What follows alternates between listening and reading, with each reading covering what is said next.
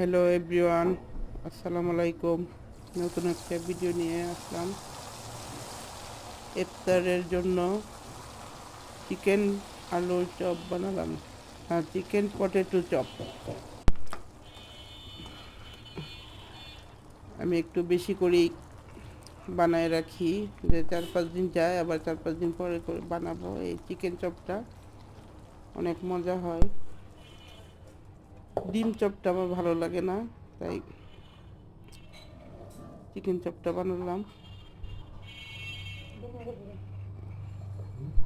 আসলে প্রথমে চিকেনটা মেরিনেট করে ভেজে, তারপরে আলু সিদ্ধ করে ম্যাশ করে, পেঁয়াজ বেরেস্তা, শুকনো মরিচের গুঁড়া, না সরি, শুকনো মরিচ ভর্তা মানে চিলি ফ্লেক্স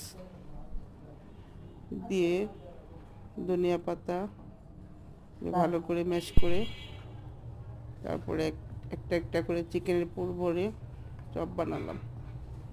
খেতে অসাধারণ মজা হয়েছে। আপনারা ওইভাবে বাড়িতে বানিয়ে খাবেন, দেখবেন অনেক মজা। সবাই অনেক ভালো থাকবেন।